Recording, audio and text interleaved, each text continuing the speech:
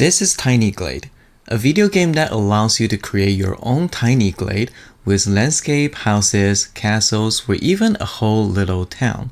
I love this game because there's no level to beat, no boss to fight, just let out your creativity and create something. After a few hours playing with it and made a scene, I decided to walk in my own tiny glade and do a painting of it.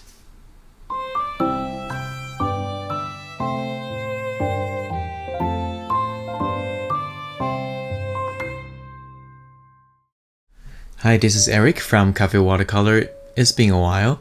I hope you're doing well. This hasn't been an easy year for many people around the world. Now, I'm just a guy who paints okay watercolor and occasionally creates YouTube videos.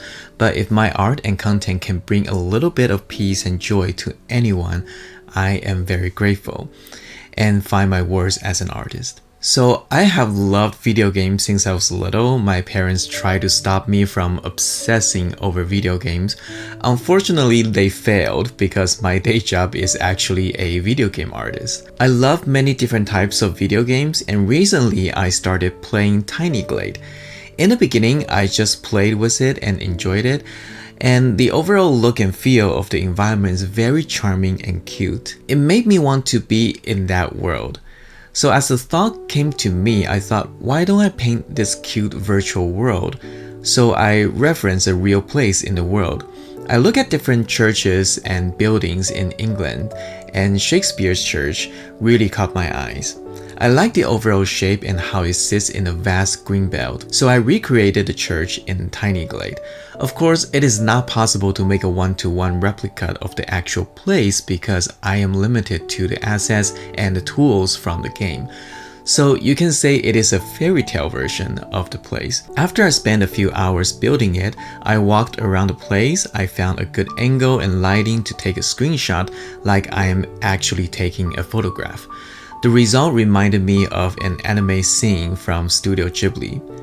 And that's a bit weird to say that now. The script for this video was written before my last video about ChatGPT and Studio Ghibli. Anyways, I got really excited about painting it with watercolor, so today I want to share the painting process with you. This will be a sped up version because the whole painting process took about 2 hours or so. I have an unedited demo in my Patreon if you are interested. Anyways, I really like how it turned out, and when I look at it, it just made me smile with happiness, which is something that we really need in this world right now. So I hope you will enjoy this demo and this happy painting. Okay, as always, we start off with a line drawing, and right now I'm just blocking out the major shape of the painting. So the big shape of the church itself and the trees in the foreground. So we split the shape into maybe 2 or 3 when we got a brand new piece of paper. So to have a nice distribution of the shape is very important. That's why I haven't gone and started to do any of the detail just yet, because if I start to do all the details and then realize my shape distribution, my major shape isn't looking that good, then I need to spend extra time to erase and redo the drawing, which is a huge waste of time. And of course, whether you are using a photograph or you're painting plein air from life, or you're taking a screenshot of a video game like what I'm doing, you want to compose your image right there and then. I have seen so many students try to paint a photograph that wasn't really a suitable painting subject to start off with. And that wasn't because the location they are trying to paint is not good enough.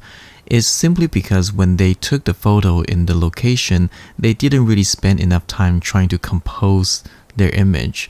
And they only took about 1 or 2 photos. And that is not enough to choose from. So when you went to a place, when you visit a place, and you think you are going to do a painting of the place, make sure you spend enough time trying to compose your photograph, trying to walk around, and even to wait a little bit if you're allowed to see if the lighting change, to see if things move around, like if there's animals or if there are cars, if they move around to create a better composition. and took as many photos as you can. We are using smartphones, we are using digital camera, we can take a lot of photos nowadays. So give yourself enough options so when you paint, you have enough source for you to work with. So now I switch to my mechanical pencil and start to do a more detailed, a more refined drawing. I also do a little bit of shading as well, just to make the drawing look a little bit more clear. There is a bit of perspective involved because it is a building after all, but I am eyeballing it because the vanishing points are very far away. So as long as it looks somewhat natural, I'm good with it. So after I'm done with the drawing, clean it up a little bit, now I pre-wet the sky area because I want some nice soft cloud in the sky. The cloud in this game looks a little bit too sharp for me, and it looks a little bit too cartoonish, which makes sense for the visual style they are going with. But I want my painting to look a little bit more natural, so I'm going with a softer cloud. And pre-wetting the image allowed me to work on the sky just a little bit longer. So there are areas that I didn't pre-wet that allow me to have a sharper edge for the cloud. And some other areas we have softer clouds. Usually a good looking sky have both. The blue in the sky that I used is cerulean blue from Mission Gold, but it's phthalo blue for most other brands. That's why you see this nice warm blue in the sky. It is the blue that I like to use sometimes if I want to really have this nice, happy, warmish looking sky. And now I am painting the color of the light. For the trees, I use a mixture of copal turquoise and Hanson yellow deep. That's how you get that nice warm green. Now I'm soften some edges and scrub it a little bit with my nylon brush and press it with a paper towel. That's how I get some cloud back from the sky. And now I just continue on with the wash for the rest of the painting. So this can get a little bit tricky because there's so much detail, especially in the back. But now I'm just using a big brush and finish the wash. A lot of the details we can figure out later. I only leave out the white for the sheeps and the rock. Now that I finished my first wash, it's nice and clean and still moist, so it's a good time to do some wet on to wet. I drop in some slightly darker green so that I can have some more volume in the green belt and the trees. And I also add some purple, some other colors for the flowers. There are actually some lavenders in the game, which is very, very cute. And just overall look very nice and fairy tale-ish. Like I said, these overall vibe give me a very nice Studio Ghibli look. The colors are vibrant and it just feel very nice and alive. And I'm not talking about the assets and the visual style of the game looks like Studio Ghibli. It's the overall vibe, the sense of dream and joy. So now I am using my nylon brush to add some dark in the green belt and the trees. And I also want to add some textures on the building to give the sense that this building is made with stone and bricks. Now I'm not going to paint individual stone and brick. This painting is way too small for that, and that's not how I usually paint. But a little bit sense of texture will help. It's all about visual languages. Now I clean my palette and start the second wash of the painting. The sky is nice and dry, so I can paint on top of it. So I start off by just painting the roof color, this sort of warmish, grayish green. I know that doesn't sound like a color, but that's usually how I thought about things. Is how saturated color is it warm or cool? That's all I think about when I'm mixing colors. So whenever people ask me about what color did I use, I really have to think hard because it's mostly intuitive to me now. so it's hard for me to come up with a recipe or a formula when it comes to mixing color. I mix color with my intuition and my eyes. When I see the color on the palette, I know that is the color that I want. And I just painted the tree on the left top foreground. Doesn't look like the screenshot. The tree in the screenshot doesn't really look that good, so I need to change the shape of it. So the screenshot of the game really just gave me a reference.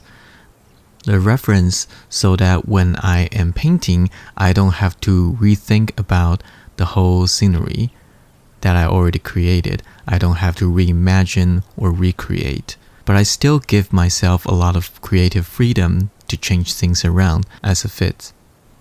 So I'm painting the second layer on the building to get that shadow shape in. So now we have a simple light and dark in the building, and immediately you start to see the form taking place. You start to see the structure of the building.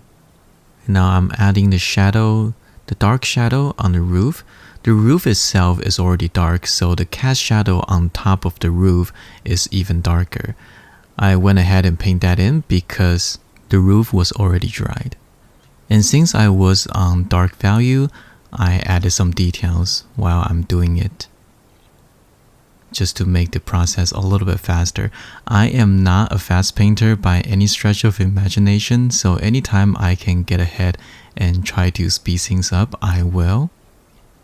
And a lot of time it's not because my actions are very slow, it's just because I have to take quite a bit of time to think before I paint. And a lot of time a loose painting is not really about painting very fast. Of course, indeed, you can paint very fast and keep it nice and loose if you think very fast, but I am not a quick thinker, so that's why a lot of time, even a simple painting like these can take me up to 2 hours or even more. But it's not usually about speed when you paint, it's about the result, right? So if you do need to take extra time, take your time to think before you start to paint. Don't just mindlessly putting down brushstrokes because you want to paint loose painting, because you want to finish the painting quickly. Some patience still requires when you are doing a watercolor painting, and not the patience that you need to do a lot of tedious brushstrokes, but because you need to give yourself some time to think. Now I'm doing the tree in the left background, and you can tell it is very different looking from the screenshot again, because the screenshots are rendering individual trees, so they'll look like little lollipops, which is very cute, but again, that's not the visual style that I'm going with. Adding some more details and zoom back out, you can see that the painting is taking place. So I actually want to add some grass elements in the painting. These are not exactly realistic looking, but I feel like with the visual style that I'm going with, a little bit of unrealistic graphic look is actually going to help this painting. So I am painting some individual grass, giving them some textures, and I paint those grass on the darker value that I established when I was doing wet onto wet. And now I add a shadow in the foreground, which will establish the depth. Very simple, but very effective. Now I blow the painting dry because it was a live demo, and after it's dry, I erase some of the pencil line that's lingering there to make it look a little bit cleaner overall.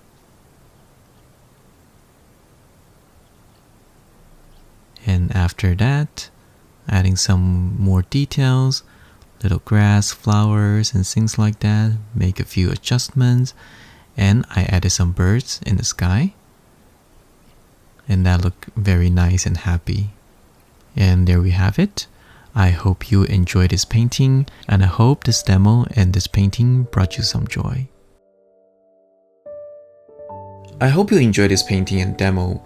With us entering this whole AI era and the world is becoming increasingly unstable, I feel like creating art with our heart and our hand is more important than ever.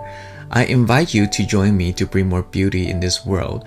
I am just one small artist. I am not able to change the world in a meaningful way, but if I can change your mood to the better, that is enough for me. I'm Eric from Cafe Watercolor. Wish you a wonderful day wherever you are. I will see you next time. God bless.